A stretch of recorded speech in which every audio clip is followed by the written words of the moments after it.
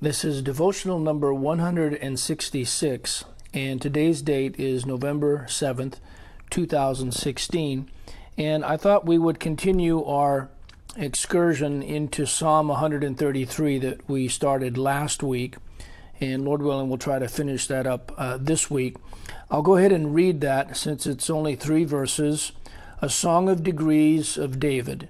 Behold how good and how pleasant it is for brethren to dwell together in unity. It is like the precious ointment upon the head that ran down upon the beard, even Aaron's beard, that went down to the skirts of his garments.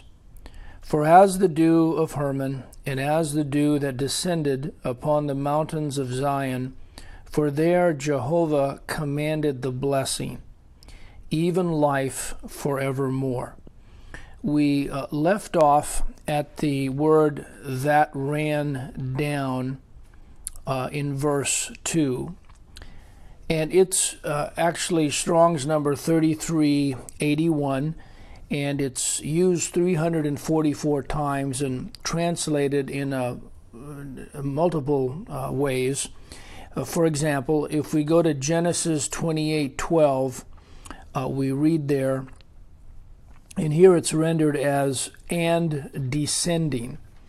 And he, this is Joseph, dreamed, and behold, a ladder set up on the earth, and the top of it reached to heaven. And behold, the angels, or messengers of God, ascending and descending on it. Also, if we go to Joshua 2:15 and 18, here God is describing the dealings of Rahab the harlot with the 2 Hebrew spies. And this word is found, then she let them down in verse 15, and in verse 18 it's translated as, which thou didst let us down by. Then she, this is Rahab, let them down, the spies, by a cord through the window, for her house was upon the town wall, and she dwelt upon the wall.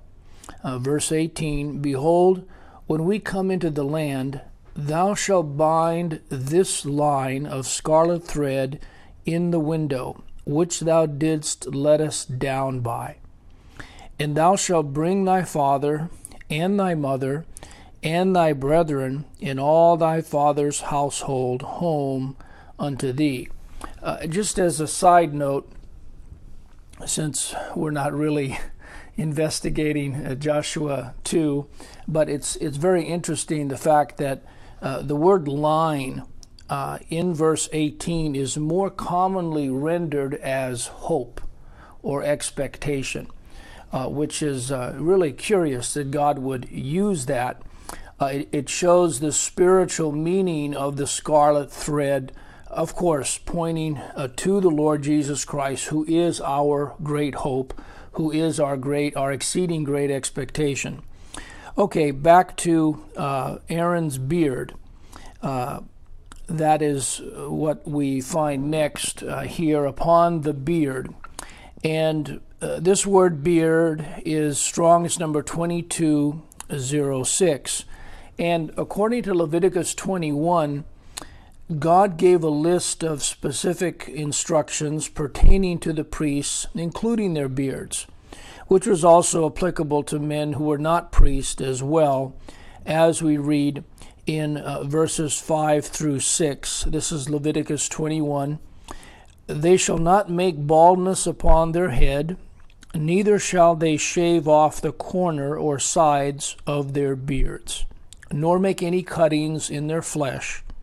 They shall be holy unto their God, and not profane the name of their God. For the offerings of Jehovah made by fire, and the bread of their God they do offer. Therefore they shall be holy. I'm not sure of all of the spiritual significance that God intends concerning Aaron's beard, but we can understand how painfully distraught Ezra was in Ezra 9, 1-3, and keep in mind that Ezra himself was a priest. Now when these things were done, the princes came to me, saying, The people of Israel and the priests and the Levites have not separated themselves from the people of the lands, doing according to their abominations, even of the Canaanites, the Hittites, the Perizzites, the Jebusites, the Ammonites, the Moabites, the Egyptians, and the Amorites. For they have taken of their daughters for themselves, and for their sons, so that the holy seed have mingled themselves with the people of those lands. Yea, the hand of the princes and rulers hath been chief in this trespass. And when I heard this thing, I rent my garment and my mantle, and plucked off the hair of my head and of my beard, and sat down astonished. We also, and I can't think of it right now, but it just came to mind that there is a reference to the beard, I believe in one of the Messianic Psalms. And so it could be that this is also undoubtedly pointing spiritually also to the Lord Jesus Christ, of course, who is the high priest. The next word is to the skirts. Let me read verse 2 again. It is like the precious ointment upon the head that ran down upon the beard, even Aaron's beard, that went down to the skirts of his garments. And this term skirts is Strong's number 6310. And it's interesting because it's never rendered as such except in this verse. Generally, it's translated as mouth. As a matter of fact, it can also include a number of other connotations such as edge, according, and commandment. We'll look at a couple examples where it's referred to as mouth. Deuteronomy 30:14 reveals, But the word is very nigh unto thee, in thy mouth and in thy heart, that thou mayest do it.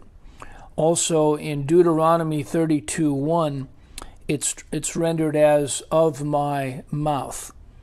Give ear, O ye heavens, and I will speak, and hear, O earth, the words of my mouth. My doctrine shall drop as the rain, my speech shall distill as the dew, as the small rain upon the tender herb, and as the showers upon the grass. Because I will publish the name of Jehovah, ascribe ye greatness unto our God.